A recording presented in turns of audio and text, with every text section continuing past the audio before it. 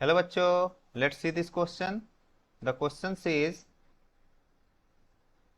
the discovery that shook the belief in the vital force theory was. ठीक है ना, चार ऑप्शन दिया है तो देखेंगे इसमें कह रहा है कि कौन सा ऐसा डिस्कवरी है जो कि बहुत बड़ा रिजेक्शन हुआ किसका, वाइटल फोर्स थ्योरी का। मतलब वाइटल फोर्स थ्योरी उस थ्योरी के आगे क्या हुआ, रिजेक्ट हो गया। ठीक है, तो सबसे पहले हम देख लेते हैं कि वाइटल फोर्स थ्योरी क्या था। ठीक है ना, तो इसका की कंसेप्ट क्या है, की कंसेप्ट, की कंसेप्ट। ठीक है, तो सबसे पहले हमारे पास वाइटल फोर्स थ्योरी है, vital force theory, force theory. तो वाइटल फोर्स थ्योरी क्या बोला था, ये सबसे पहले किसने दिया था, तो हम बोलेंगे एक साइंटिस्ट थे जिनका नाम था बर्जिलियस, डिस्कवर्ड। ठीक है ना, इन्होंने प्रपोज किया था, बर्जिलियस ने, बर्जिलियस, बर्जिलियस, ओके, इन 1809 में। ठीक है ना, और इन्होंने क्या बताया था, इन्होंने बताया था कि ऑर्गेनिक कंपाउंड जो होता है, organic compound, organic compound, okay, are only, are only form,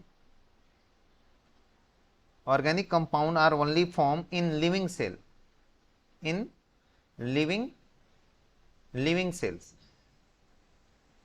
living cells, okay, and and it is impossible, impossible, it is impossible to prepare,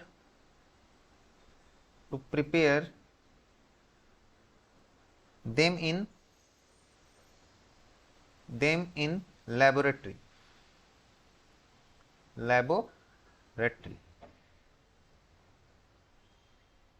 ठीक है ना, तो यहां पे क्या हुआ, यहां पे एक साइंटिस्ट आए जिनका नाम था एफ होलर। ठीक है, क्या नाम था, F holer, F holer. F holer ने क्या किया था, इन्होंने इनके थ्योरी को रिजेक्ट करते हुए, इन्होंने इनके थ्योरी को क्या किया, रिजेक्ट कर दिया। क्या किया, एफ होलर रिजेक्ट द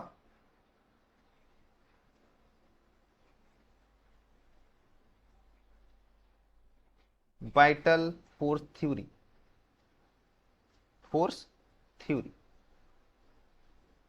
इनको रिजेक्ट कर दिया और इन्होंने एक इनऑर्गेनिक कंपाउंड से ऑर्गेनिक कंपाउंड बनाया। तो इनऑर्गेनिक कंपाउंड क्या था, अमोनियम साइनेट, और इस अमोनियम साइनेट से इन्होंने एक ऑर्गेनिक कंपाउंड बनाया जिसका नाम था यूरिया,